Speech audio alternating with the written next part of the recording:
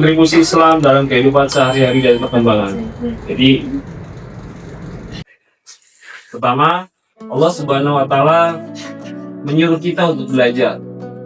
Jadi, bukan hanya untuk bermain, tapi kita juga untuk belajar. Belajar tentang Al-Quran, belajar tentang kehidupan, belajar tentang sekolah. Di dalam surat Al-Alaq ayat 1, Iqra bismi rabbikal ladzi khalaq. Bacalah dengan nama Tuhanmu.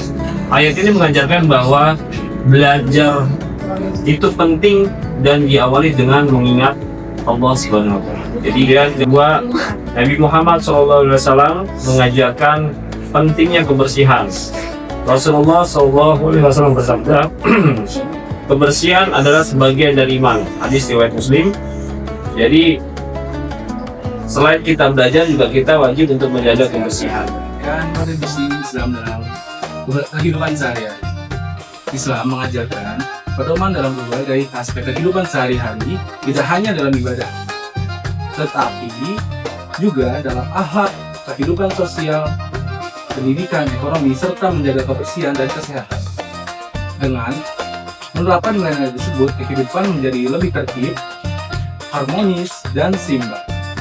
Kontribusi Islam dalam bidang berakhlak.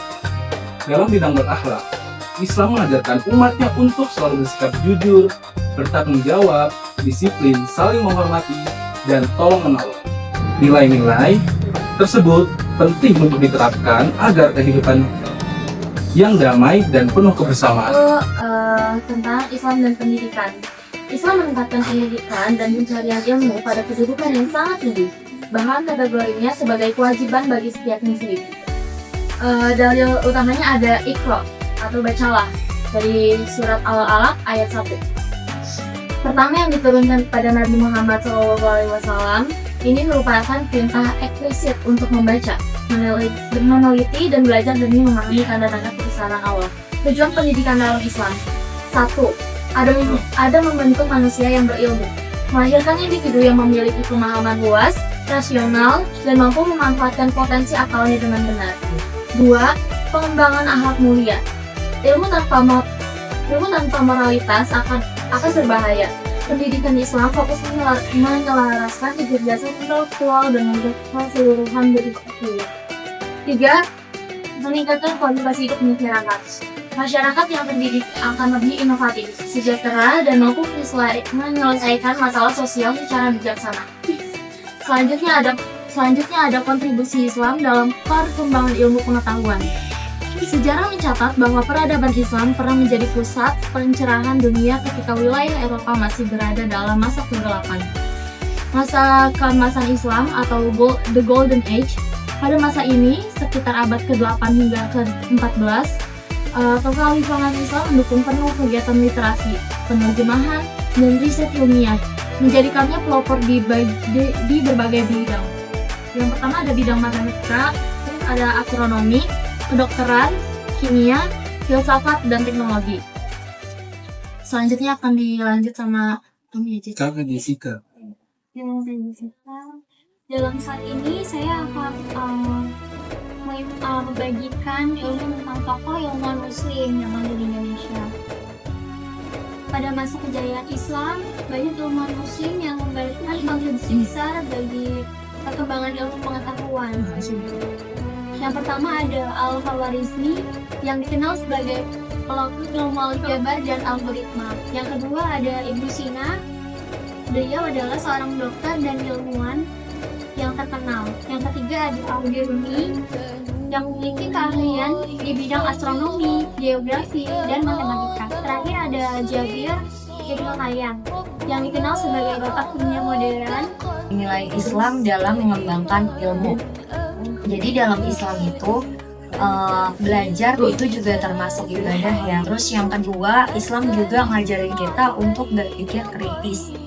Berpikir kritis di sini tuh bukan yang harus kita tuh harus pintar, nggak juga. Maksud di sini tuh teman-teman bisa lebih pilih lagi kalau misalkan contoh dapat informasi dari teman. Ilmu harus bermanfaat. Ilmu yang kita dapat di sekolah, di rumah, ataupun dari orang sekitar itu harus bermanfaat juga Nah, contohnya misal di sini mungkin ada yang udah SMP ya, nanti SMA.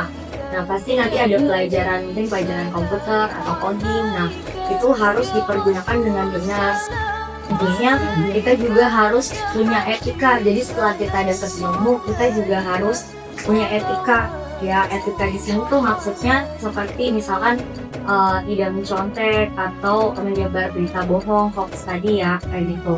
Terus selanjutnya tidak membuli teman, contohnya ya, misal lewat komentar di sosmed. Biasanya ada yang pakai sosmed nggak nih?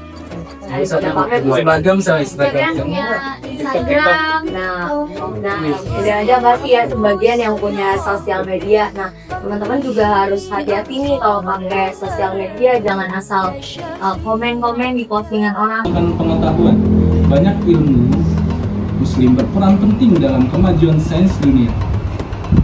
Nilai-nilai Islam tetap relevan untuk menghadapi tantangan zaman modern. Sekian cukup materi dari kata-kata yang sudah kami berikan. Semoga adik-adik ngerti apa yang kami lakukan dan adik terapin di kehidupan sehari-hari ya. Demikian yang kami sampaikan, kami ucapkan kepada Bapak Pembina Amir dan Kepala Yayasan Ibu Retno yang telah memberi kepercayaan kepada kami untuk memberi materi kepada Yayasan